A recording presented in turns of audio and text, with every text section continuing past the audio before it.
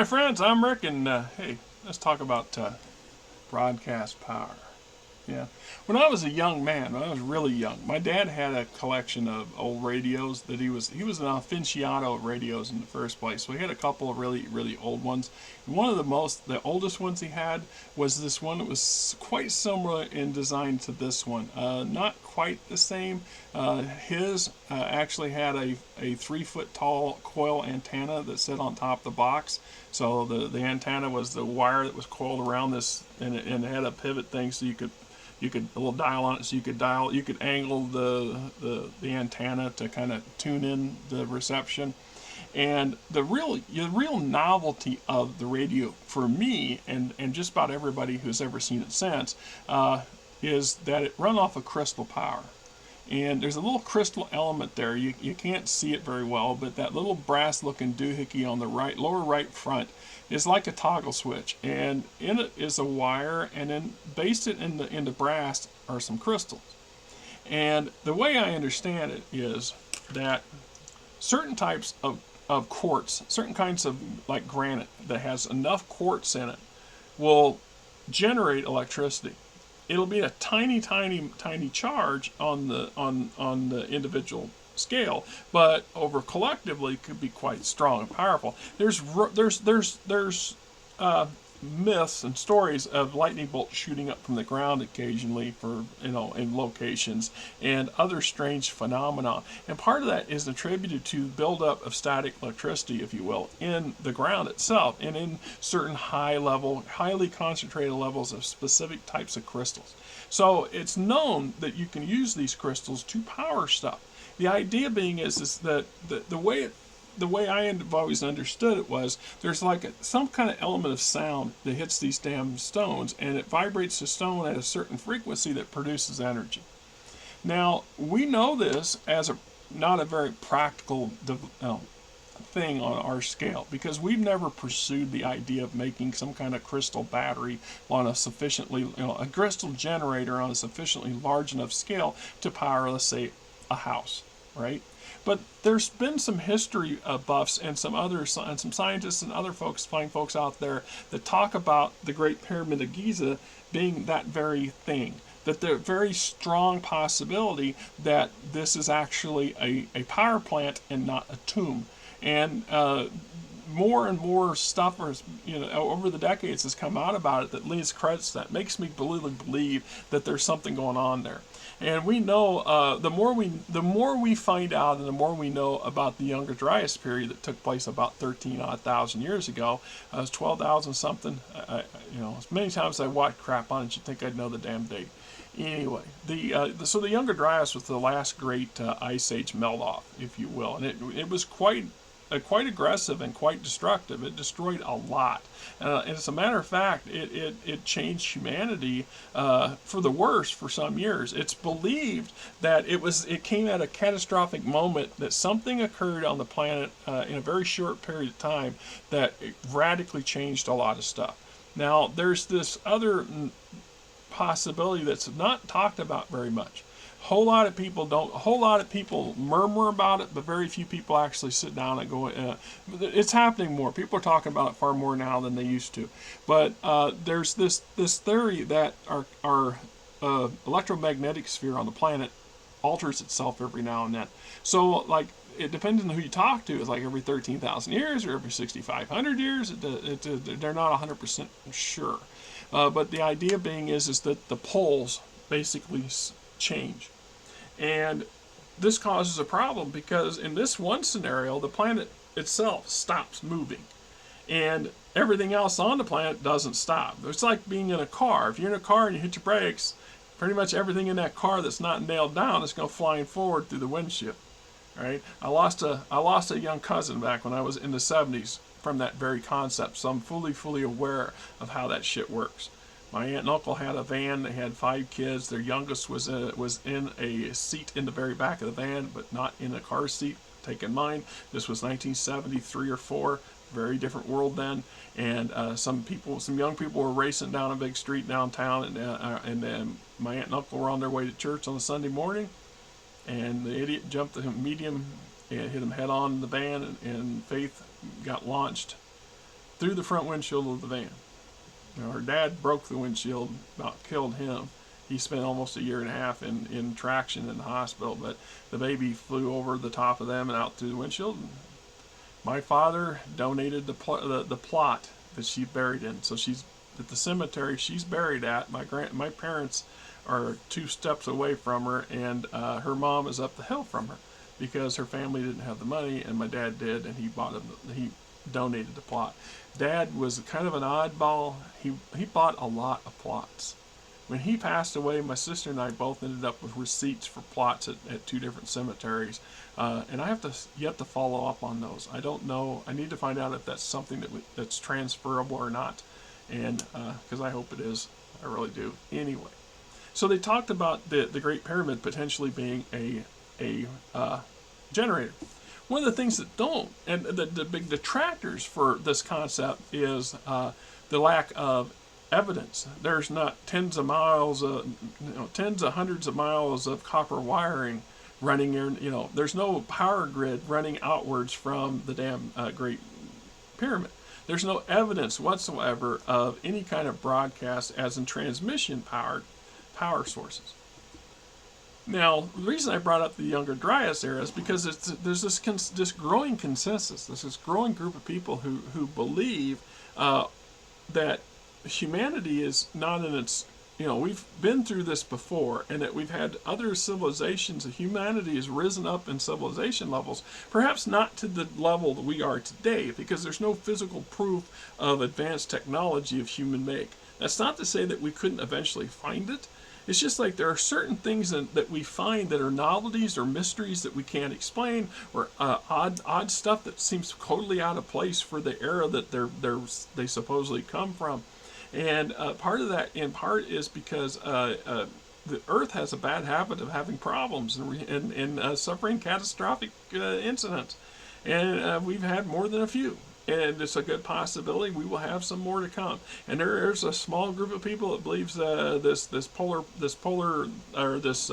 magnetic polar shift thing is a real possibility, and that we're overdue for it is growing too, which scares the hell out of me, because from what I've read about it, what I've seen about it, 99.9% of it's, well, just say that'll be the day you won't give a shit about nothing. And it will be one of those is what it is days. That's very reason why people like Elon Musk keep pushing, we got to get off the planet. Yeah, we'd all like to do that. We'd all like to have that option, but it doesn't always play out. So the idea, though, is that we come back at about 1900s, and this young fellow by the name of Tesla come up with this. He's reinventing the wheel in some aspects. He's rediscovering this lost technology. So what I'm going to say is going to be, off into conspiracy and what if land by a mile. So what if, prior to the last major meltdown, so the Younger Dryas, when we get this big reset on a social and civic level across the world, what if humanity had risen to a significant level of technology and had followed a different technology path? That's something to keep in mind. When we follow technology, our technology growth tends to go down certain linear pathways, and then they are interconnected with other things. So in order for a refrigerator to have been invented, somebody's had to have invented a motor, a compression motor. Somebody's had to discover Freon and its benefits, and then discovered and invented the means to process and capture Freon so it can then be transferred into another container that's mixed with a compressor that then, between the two, create a cold environment. And that's just a small example of how everything's interchanged. Everything's literally interchanged, interlinked. So we take into the basic pen, this writing implement that we take for granted and we throw away and we lose and we use for all kinds of things, and stuff that's not meant for what it's actually meant for. And to get to the point where we have this actual pen, somebody had to figure out that we could take this kind of squid's juice coming out of a squid, and and smear it on this, and it will dry and it will stay there. And then we had to invent the idea of a concept of language and writing. I mean, that's really going far back. But in the case of the pen, we had to figure out that the earlier attempts was basically dip a stick into the ink and write. And I've used those, and they're effective. They're quite useful. They're a messy problem in a real hurry. It doesn't take much for them to become to make a mess with, and they're not reliable. I mean, you can't pull them in. You can't carry one of them old style pens in your pocket and whip it out and sign stuff. It takes a lot more effort to do. So it was a different era. So somebody figured out, well, gee, if we can figure out a way to get the ink into a container that we can then, release on impact. So at that point, somebody had to come up with an idea for a spring, which had nothing to do with this, but eventually they realized, let's make it so we can retract and push it in and out. That needs a spring. The spring comes from somewhere else, etc., etc., etc. But we reach a certain point where we stop trying to innovate. We stop trying to change. When was the last time we seen a new innovation for a pen? I'm just using a pen as an example. A pencil would have been more appropriate, but I'm not holding one. So when was the last time we seen a real true innovation for the pen? The closest thing I can come up with in my mind would be the light pen, the pen that lets you write stuff on a computer screen and things. And that's technically not a pen, although it fits into what a pen is, the tool format that a pen is. So we haven't seen anything come along recently. The hammer. The hammer and the nail have been around for centuries. I imagine one of the first tools ever made was a hammer.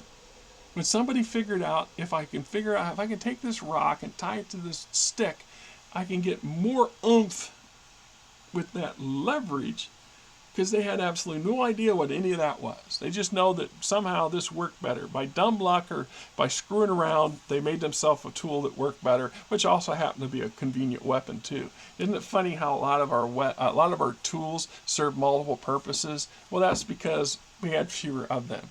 If you're a nomadic species, a nomadic group of people, the less you have to schlep along with you, the better off you are. If you want something, you can do a multiple group task, right? So who's to say that a previous civilization of humans, now we don't even have to go down the alien rabbit hole, because there's always that possibility too, that an outside alien force came here and settled the planet and set up a colony and had power sources and built this damn thing here that we call the Great Pyramid. I think that would be overkill. And my argument against that would be is that if in a truly advanced race, as advanced as we that we tend to attribute to these aliens that may or may not visit us, is that their technology level would be extremely, extremely advanced. They would not build something like this. They would no more build a power plant like the frickin' Giza damn pyramid than they would build a radio like the crystal box. Not going to do it, because that would be absurd. They're going to come in with something the size of this crystal box that will power the whole fucking planet. So let's just say the human civilization advanced, because when we talk about some of the fantasies that comes around that's associated with Atlantis, this starts to add up at that point. So if you had a number of these massive stone structures that were full of the right kind of combinations of stone, and you place them in such a manner that they're going to generate and potentially store large quantities of static electricity. And at this point, you're just going to emit this stuff, and it's just going to build up to the point that the whole area around it is resonating with this stuff. So only at this point, you only need to know how to tap into it. So the average individual, I can imagine living in the vicinity of something like this, and you're, the old trick of rubbing your head on the carpet or rubbing somebody's head and rubbing a head and sparking somebody else to give them a shock would be a whole other magnitude, because you potentially could kill somebody doing that. I'm not saying that, but wouldn't that also help explain why so many Egyptians were bald? They intentionally, it became a thing to cut your hair. The ones that weren't were slaves, and they didn't care if they died. Oops. I'm just saying. What if that was, we talk about conspiracies and weird connections and possibilities. There's that possibility. So what if there was a civilization 13, 14,000 years ago that figured out a way to have energy-based tools? The only difference being is they don't need a lot of electric wire dragging behind them to utilize them. So they figured out this way to generate large banks of electricity, and then they figured out a way to tap that electricity. And if you have a bunch of crystal rocks in the right kind of formations, and they talk about it, the outermost layer, the original outer layer of the Great Pyramid was made of a stone that is highly insulative. It's very insulating. The idea being is if you're going to build a giant power plant, you might want to keep the juice inside. You only want to release it when you want to release it. And there's also talk that the very capstone that's long gone was actually made of gold, I believe, and that was a highly transducive convector of electricity. So in this case, on the opposite side, we have a radio over here that runs off of crystals, and they're basically running off of the fraction tiny amounts of little energy that's being produced in those crystals by sound around them. It's either sound or motion. And generally speaking, it's the general thought is that sound has more impact. There's a wavelength involved. Sound creates a wave. The wave of energy then enters into the earth and then is mutated and changed. So certain things are more conducive to energy flowing through them, and some are less. So if you have the outer layer with something that's not going to allow energy to flow in and out easily, makes it for a really great containment system. And then the inside, the rock that you build this thing on inside, the lion's share of this quartz crystal that's in there is a significant amount of concentration to generate a lot of possible electricity. Then you add the fact that this thing is so precisionally designed and placed. It's a freaking machine. It's not a structure. People building structures are not necessarily obsessed with them specifically facing a specific set of parameters, right? There's a lot of what ifs involved around the Great Pyramid. There's no getting around it. This is one of the ones I kind of like, and think that there's some possible scenario or some possible value in it. Just like I know that if you go to other continents, just about every major continent on the planet has a massive pyramid of some kind. And if they could all be dated and carbon dated and to within a reasonable amount of time from construction of each other, that would lend itself to it. But if you have this society like the mythical Atlantis, where they have flying ships and they have energy weapons and they have other signs of technology, having technology that's crystal based would be quite feasible, and it would have been that avenue of technology that they chose to go down that we have not gone down. We know the basic principles of this stuff. How?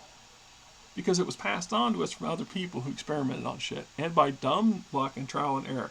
Somebody splunking somewhere saw a spark of light flash across the wall and goes, what? How did that happen? How did the swamp gas actually get out there when we don't have a swamp within 1,000 miles of us?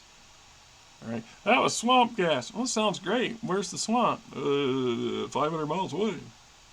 Okay, so the possibilities are really there. Can we prove it? That's the catch. Can we prove it? I don't think so. If it was easily proven, it would have been proven already. Right? So the idea is not unfounded, and we know today. When I'm getting into Tesla, I can do videos on Tesla. There's some crazy whack shop. I know I got 1 or 2 videos, I think, floating around with Tesla involved in it. So since Tesla, in the last couple of decades, there's been this slow renaissance or this slow resurgence in interest in things like broadcast power. And in some ways, that's exactly how our cell phones work. Our cell phones are working off of an energy wave that we're producing and projecting into the atmosphere for it to be tapped to. That you need the hardware to produce the wave. You need the other additional hardware to broadcast the wave, and then you need additional hardware to receive the damn wave, and then convert it to something your device can handle and make use of. That takes energy. Now, ideally, you're broadcasting the message itself into the wave, but it takes the energy. So you're receiving the other end of it, and everybody in the world is also. That's something you don't think about. When you make a cell phone call to somebody, you don't realize that you just put your cell phone out. You just put your call into the ether. So in theory, everybody's cell phone in range is getting that message. Every device that receives communications via the same way our cell phone works is getting your message, your phone call. The only reason they're not listening in is because there's some little code or key code in your phone call, and that your wave that's being pushed out that triggers the receiving side to recognize it and accept it, and nobody else. That's pretty damn clever and pretty convoluted if you think about just how some of this stuff really has to work and how we get to that point. So the fact is that there is this movement to further explore the possibility, to take it to the next stage, because there are so many technologies out there that we could take advantage of that we don't, in part because the lack of proper or ease of energy production. So if you can't plug into something, it's harder to use. It's like in my case, I'm poor. In case you ain't heard that one, I'm a poor fuck. And so I have some nice nifty tools that are clearly second hand-me-downs for other people who wouldn't, most people would not buy today. I have a trimmer for my bush out front that I picked up at a garage sale for $1. And it's probably from the 80s, and it's about yay long, and it has a cord that comes out of the handle that's about 4 inches long, and it's got a button. And you slide that button forward, it turns on them damn blades. Them blades are thick enough that you could put your finger in there and cut your damn finger off in a second. Because it's thick enough you can go in and cut down branches as much as 1/4 of an inch across with it. And so I was out there the first summer I had it, and I was trying to get it to the top, and way up, and it's all out there kind of awkward. And the damn cord kept unplugging. And I resisted the urge to tie a knot in the cord to keep the extension cord plugged in. And I'm glad I did, because the only safety function this fucking thing has is that cord. So when I lost my grip on it and it started to fall forward, I pulled on the extension cord that I had in my hand at that moment, conveniently, and it pulled. It disconnected the device. So I didn't get hurt, and it didn't get hurt, I didn't get hurt, and the bush didn't get butchered. But the point is they got rid of it because it's not safe. It was never safe. It never had a built-in safety. It never did, and that was just because nobody cared about it, or it was just one of those things where, well, you have to be, you know what? We don't run and play with a chainsaw. Why is that? No, don't run with a pair of scissors. Why is that? And the basic. The other day I was in the kitchen. We were last Wednesday was getting prep work done for Thanksgiving, and the wife and I, and we have a tiny kitchen. There's not a lot of room in there, and I had a little paring knife I use for cutting vegetables and stuff in my hand. And I always hold these things loosely. I don't get a depth grip on them. I hold them real loose because you actually have far more control on it when you got a bit lesser. When you're not trying to death grip them. Anyway. I went to turn, and she went to reach for something at the same time, and she jammed her finger on the end of that damn knife, and she didn't hurt her very much, but it startled the crap out of both of us. But the point getting it is you're not cautious, you're not careful, things go south. So they're talking about this possibility of figuring out ways to power our tools. Wouldn't it be nifty? How great would it be if they can figure out a way to get rid of our tether when it comes to our cell phone? The one largest, weakest problem for most people's cell phones is the lack of energy. The damn phone only holds so much juice, and it takes a lot to run it. And there's a lot of stuff running, even when you think you got it shut down, your phone's still operating, it's still pulling juice. And so you have to constantly be aware of how much charge you have, and be able to recharge it. This is why we all most of us carry recharge cables, or we have them everywhere. I mean, I've got them in my truck, I got them at work, I got them in my van, I got them out there, I got them in a couple different spots in the house. They're just there. Just step and stop, plug your phone in. And when you don't do that, and you find yourself with no energy or very little energy, you're in a panic mode at that point. So if you imagine the value, if they could figure out a way that the phone just gets powered by the radiant energy or electricity that's just flowing through the world, through the ground, and through the atmosphere around you. Now think of all the lightning and static electricity in the atmosphere above, and if we had devices that could tap that endless source of cheap electricity. Well, the reason that they shut Tesla's down, and his death was suspicious. There was a lot of suspicious activity going on right about the end of his career, and part of it has to do with a lot of his peers making a lot of money selling electricity to the rest of the country. Didn't really want to say, wait a minute, you want to give it to them for free? Well, how is that a good idea? We can't make money. Oh, sure you can. The electricity could be free. It's all the gizmos that cost the money. It's like computer printers today. If you notice that your ink cartridge costs almost as much as it would cost if you just bought another damn printer. Have you noticed that? I seen some printers over at Walmart the other day when we was out there Black Friday, and they had printers $29, $29.95 for a printer that's basically the same one I got sitting out front here. And it come with color cartridge and all that stuff in it. That same damn printer, the same one I got in the living room, it cost damn near $60 to replace those color cartridges, and like 30 something to replace the black cartridge. And you only get a couple hundred, it seems like only a few hundred pages out of each cartridge. So I have to question, where's the real money here? They must just give you the printer for free. They're actually doing that. When you buy that printer for $30, you're buying the printer and you're buying a bastardized version of their ink cartridge too.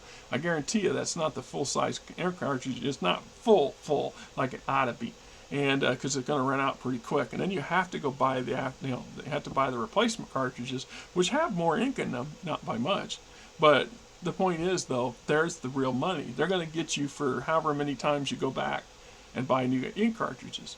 And at the end of the day, it'd just be cheaper to just throw your whole damn printer away and buy another printer. And you spend $60 for your ink cartridges or $30 for a new printer, and have a new printer. And since it's the same type of printer you just got rid of, it should be able to plug and play real simple on your system. Anyhow, let's just hope it. I'm up for it. I think it'd be great. I've always believed that Tesla had the right of the idea, and that power should be cheap. It should be available, and it's just like the fossil fuel industry. The fossil fuels served its purpose. It served its purpose, but it was never going to be the end all forever. They've always acknowledged that there's a finite amount of oil and coal that's usable for energy conversion. And then what? We go for another 400 years and literally deplete the last of the accessible oil in the ground. Then what? Oh, we should have done something here. We could have, should have, would have. That's the problem. Too many could have, should have, would have. No, that's the truth is, once again, fossil fuels served their purpose. It is long past time to regulate them to the dustbin of history. Pat them on the back, give them a good watch, send them down the road to their sunset. With today's technology and advances and continuing advances in technologies and our reasonably cheap access to space, there's absolutely no reason that we can't have renewable energy running the power grids in this country. And the power grids themselves would be radically changed and altered, because they wouldn't need to be as necessarily elaborate as they are.